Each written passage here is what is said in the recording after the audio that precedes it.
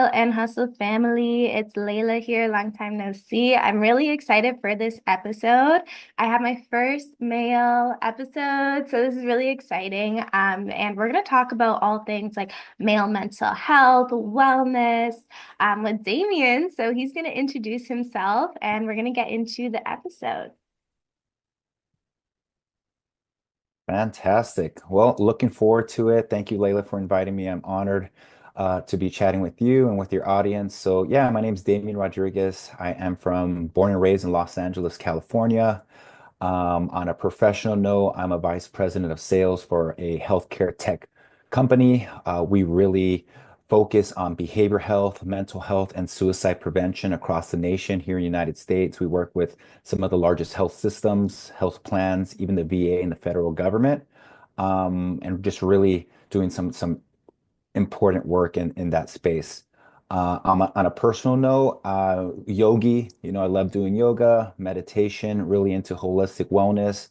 I'm the founder of Have Be Do Retreats, which is an all-inclusive transformative and wellness retreat that I'm sure we can talk a little bit about more.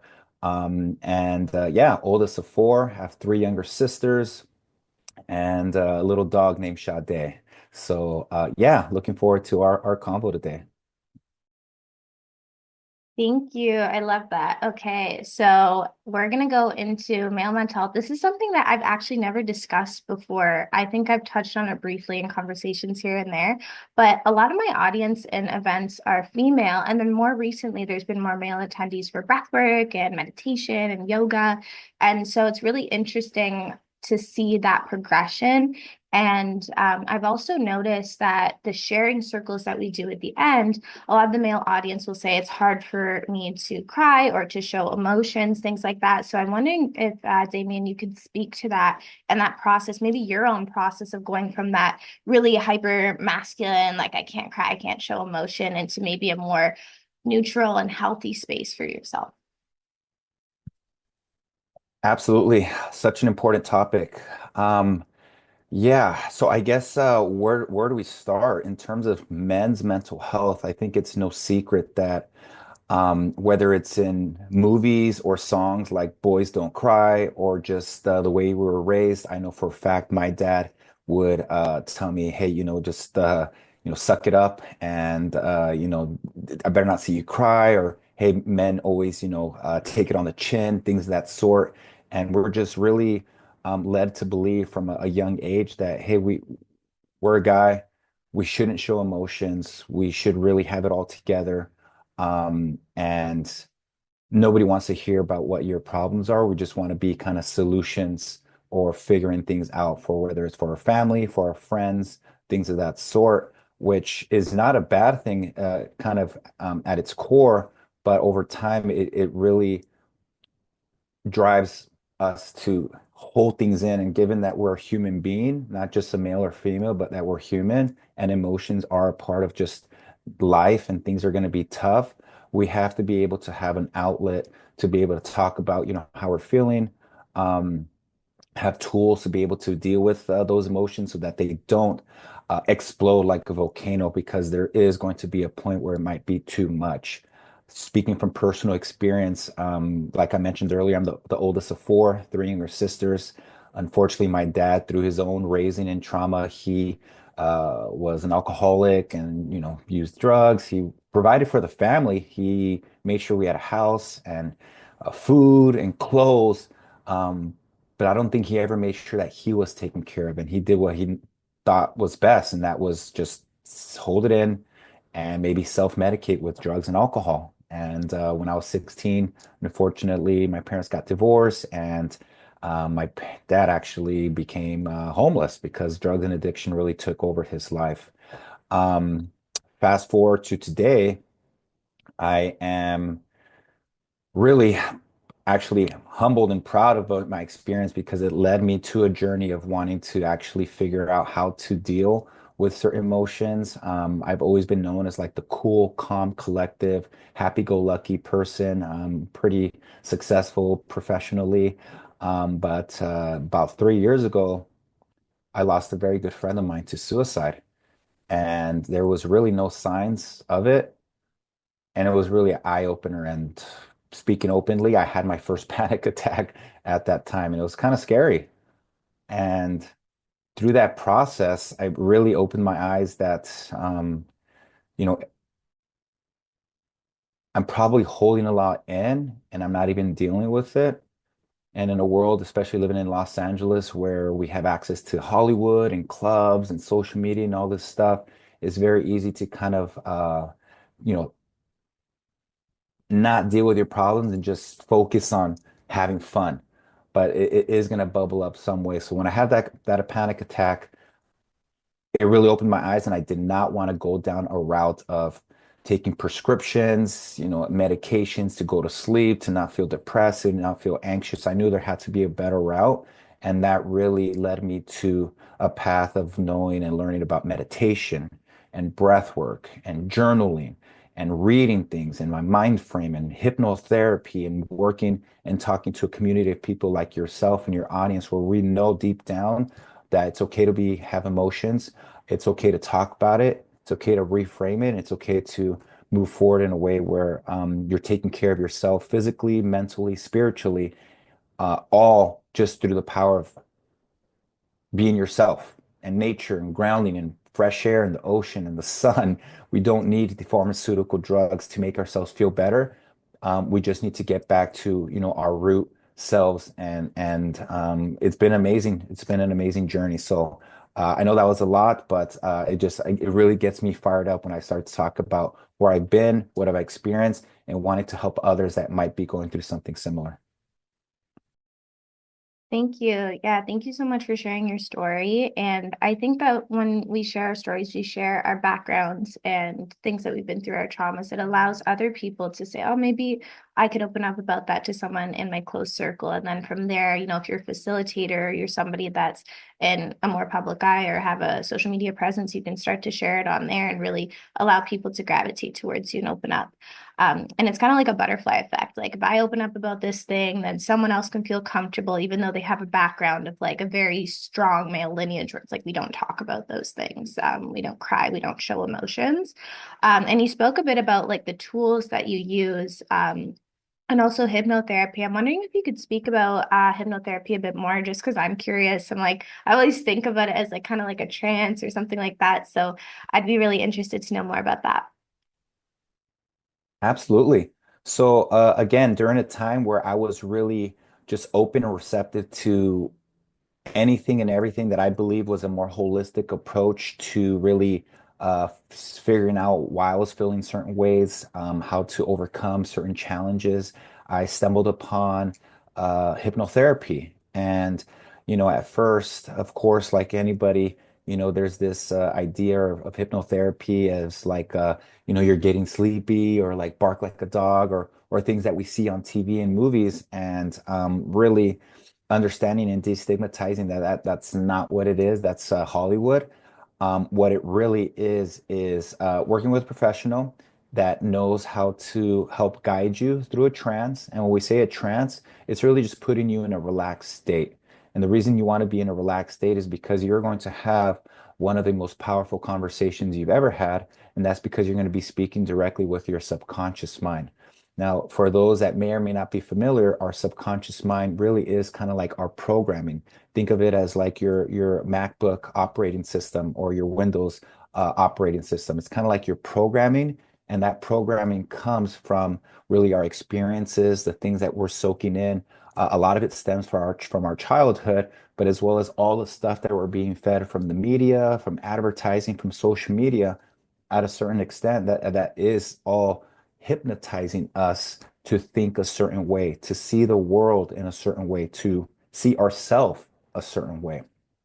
And in a world where some people are maybe scared of public speaking, are not confident, maybe struggling with procrastination, not chasing their dreams, not thinking they're worthy, from a chakra point of view, maybe their throat chakra is blocked because they don't feel that they have anything worth saying or speaking about. That all stems from their subconscious mind and their subconscious beliefs. So when you work with a hypnotherapist or when you go through the hypnotherapy program, it's really figuring out the core of the reasons why you believe certain things, and they'll work with you on, hey, what do you want? What's one of your challenges or struggles that you're dealing with today? And let's figure out the root cause of that. Let's reframe it so that it's no longer a limiting belief, but it's actually something that can empower you to take action and to actually change that mind frame. And from a personal experience, I had just transitioned to a new career or a new job, a new role as a vice president of sales. And of course, I was ecstatic and I was so pumped. And I was like, wow, this is an amazing role. I have so much more responsibilities. I'm overseeing a national team. I'm getting paid very, very handsomely. Um, but then the thought of, the term that might be kind of known out there is imposter syndrome. I kind of started thinking, whoa, am I really meant for this? Can I really do this? What if I fail? What if I am over my head? What if? And through the hypnotherapy process, I was actually able to stem where was this root cause, where was this root limiting belief coming from, reframe it, and then actually know and believe and be confident that, hey, I actually can do this. And it's been a very successful couple years in this role through that process. And it's helped me out with so many other things as well. Just kind of add a little other notation. I was holding on to a lot of anger and resentment with my dad, of course. I hadn't seen him for over 10 years. He was struggling with addiction. He was homeless. And through the hypnotherapy, I was actually able to find the root cause, reframe my experience, and know that, hey, actually, my dad did the best he can for me at the time. At the time, am where I am because my dad actually provided us with a house and showed me hard work. And it helped me also understand that he was also probably going through some traumatic events that he wasn't able to overcome. So through that process, I was actually over to overcome my own pride, my own anger, resentment.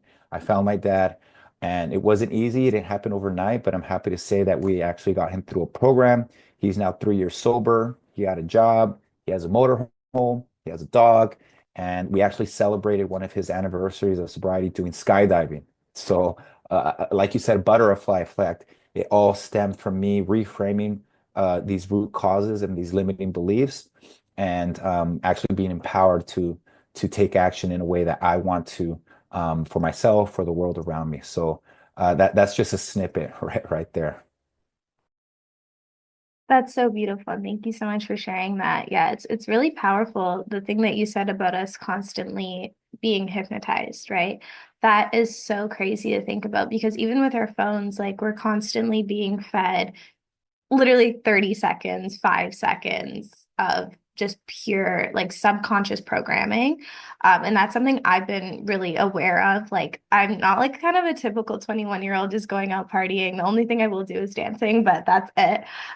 So it's really interesting because a lot of my program would be like, you're young, go drink, go do this, go, travel and go to clubs and parties. And that's not me anymore. Like, that's not something that I do. And it's interesting because my past is more with the addiction side. So I'm kind of like, no, I'm going to stay away from that. But the algorithm has this way of like framing it so that way it's convincing, it's persuasive.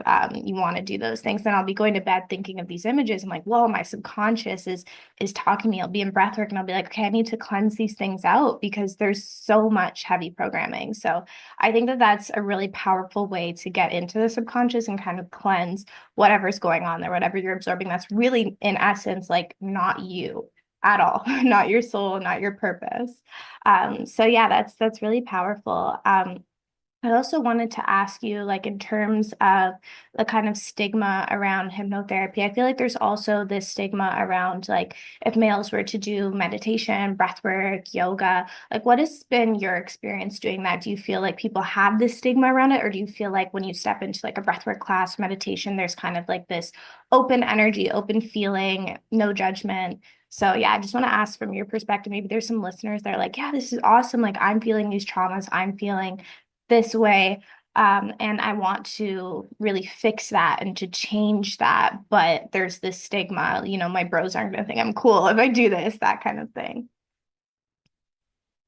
Yeah, absolutely. Being a male that goes to do hot yoga, that does breath work, that goes to sound baths, that does the whole 9 yards. It's no secret, it is more heavily female, just kind of in the audience. But I think I don't think I know and I see it that it's starting to shift and be more embraced by males. Like you said, I think the stigma was really like, as a guy, really your thing is to go to the gym and just get jacked and just hold it in and then celebrate with a beer with your boys afterwards. And yoga, meditation, and all that stuff is either for, the ladies or even from like, back in the day, like, hey, that's like hippie stuff. And really that's not the case. And what I love to do, especially in my male friends that are listening, it's just invite, continue to invite and lead by example. And you can't help everybody and you can't help people that don't want to be helped. But as long as you're always leading by example and throwing the invite out there, the right people will want to embrace it, to give it a chance. And I know for a fact, just by experience, that once they give it a shot and try that first yoga class, that first breath work, that first sound bath, that first meditation, 9 times out of 10, they're like, huh, this is actually pretty cool. This is actually not what I thought it was going to be. It's actually, I feel better. I feel more relaxed. I feel more at peace. And who doesn't want to feel those things? So, stuff that you're doing, it's so amazing that you're hosting these classes and you're making it more available. Social media can be a great tool. There's a duality to everything. It can be something that really takes a lot of our time and doesn't provide any value, or it can be a great tool for us to see, hey, is the community doing to better themselves and see a class, see a session, see a podcast like this. So I think we're on the right track. Um, Given that I'm a big believer of this world and knowing the impact, I'm an advocate for it, and I'm just going to keep, sharing my story and really wanting to help others. And I've had a number of friends join me for yoga, join me for meditation, join me for breath work. I use the Calm app, so it allows me to send that to friends for like a free sample to check it out. And I'll send it to like 5 different people, and 3 of them might not reply, but 2 of them were like, huh, I'll give it a shot. And to me, that's again a butterfly effect. And that's all we can do is just keep living our life the best way that we can, leading by example and, not gatekeeping it, but really just advocating it, showing it to the world and to those that are important to us. And eventually it's going to move the needle. So I think we're on the right track. Yeah, I definitely agree. There's dualities to everything. And I like to say, like, on the Instagram side, I'm on the good side of Instagram. So I'm definitely getting all these events. That's actually where I found out about your retreats and everything that you're doing with HBD. So if you want to speak a little bit about that, that would be awesome. Because it's something like I'm really interested in doing is just more retreats. Like this is the year of like traveling and just doing yoga at different places. So yeah, if you want to Mhm. touch on that, you can. Absolutely. So again, I've been fortunate enough to travel the world. I've been fortunate enough to go to a number of retreats. My first retreat actually was 3 years ago in Costa Rica. I've done ones in Thailand, Vietnam. I did another one in Costa Rica, and they're always just leave me feeling just so refreshed and reset and like I did something for myself. Being in the sales world, and you don't have to be in the sales world either to kind of relate to this, but we get very caught up in just kind of the day in, day out, the grind, and making sure that we can pay bills. And then come Friday, club, partying, drinking, hanging out with friends, even if you don't drink, just hanging out with friends. And then come Monday, you're back in the grind and you turn around and look back and 2, 3, 4, 10 years passed and you really didn't take time for yourself. So just the retreat world to me has just been an amazing, just kind of intentional place where you can get out of your normal environment to some kind of destination. It can be local, it can be international. Be with like-minded individuals that are also on this same path. And from an energetic and spiritual kind of point of view, you're in this really environment with like-minded people, and it just feels better. And then it doesn't hurt that we're doing cool stuff like yoga and eating organic food and in the ocean. So, um, I'm proud to say that I have now started my own retreat company. It's called Have Be Do Retreats, or HBD Retreats for short. And our first one is going to be, it's already locked and loaded. It's going to be October 11th in San Juan del Sur, Nicaragua, overlooking the ocean. Nicaragua is known for its surfing, its jungle, its cacao.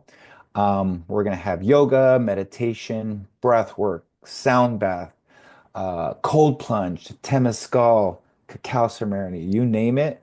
Um, and one thing that I'm bringing to the retreat that I haven't seen another retreat have is we're going to have a professional hypnotherapist on site to be doing group sessions as well as one-on-one breakthroughs because I want each and every guest to walk away from this retreat not only feeling just amazing and relaxed and rejuvenated from the actual activities, but something that they can actually apply and lean on moving forward when they get back to their environment, to home. And I'm super excited about it.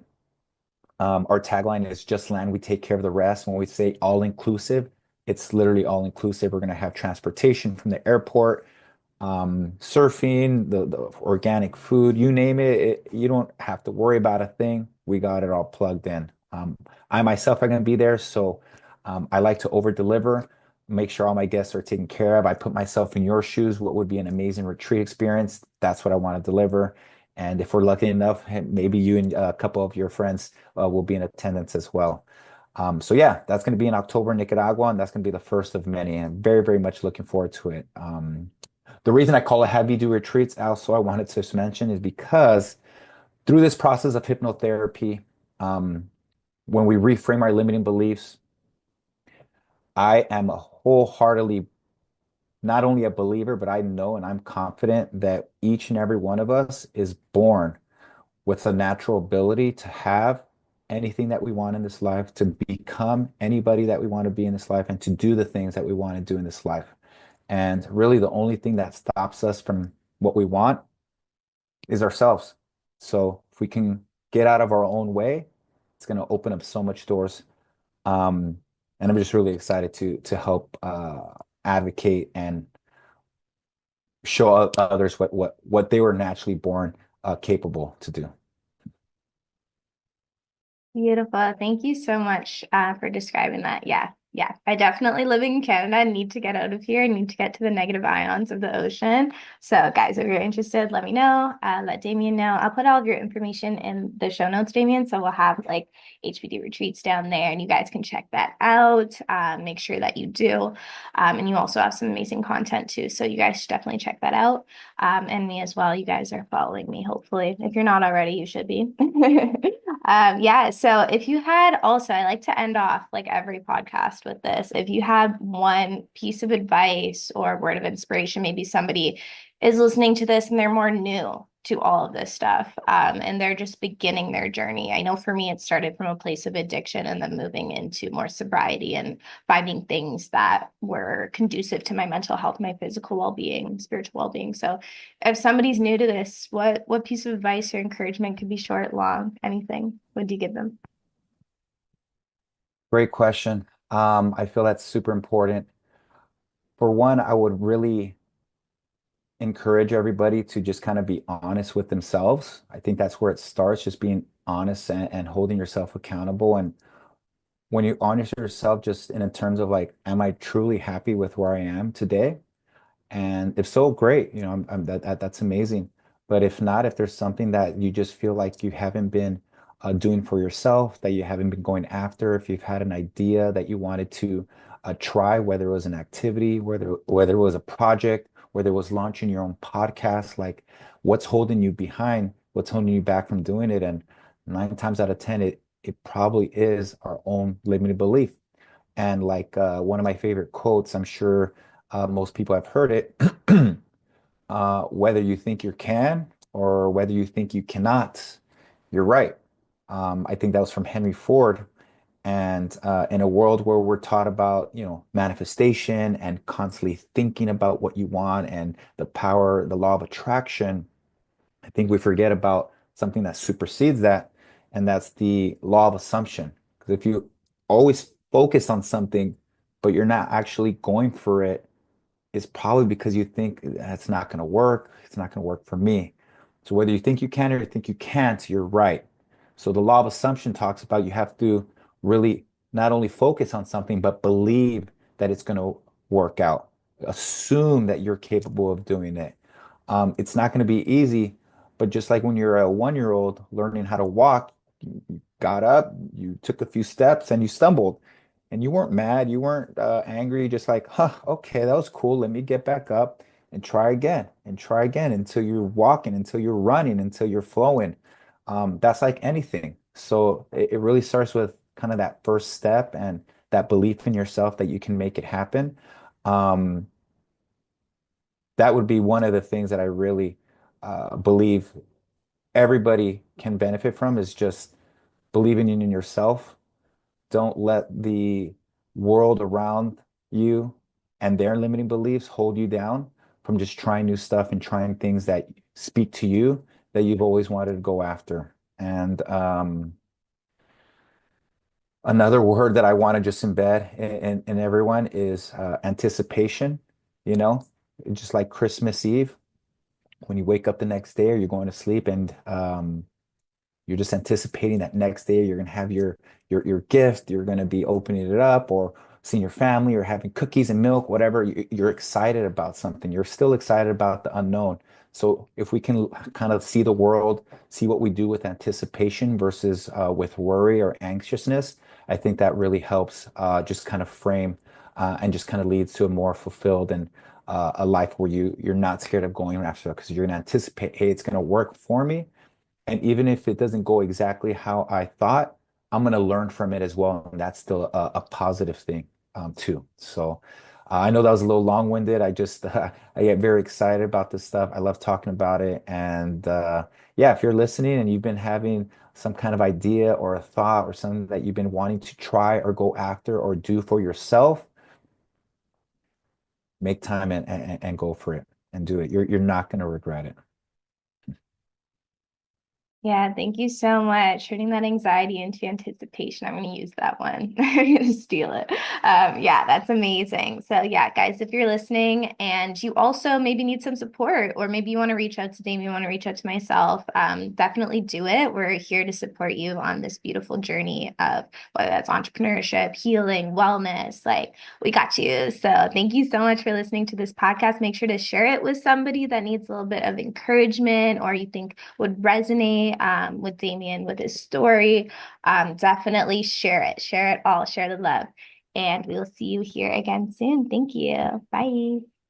Thank you.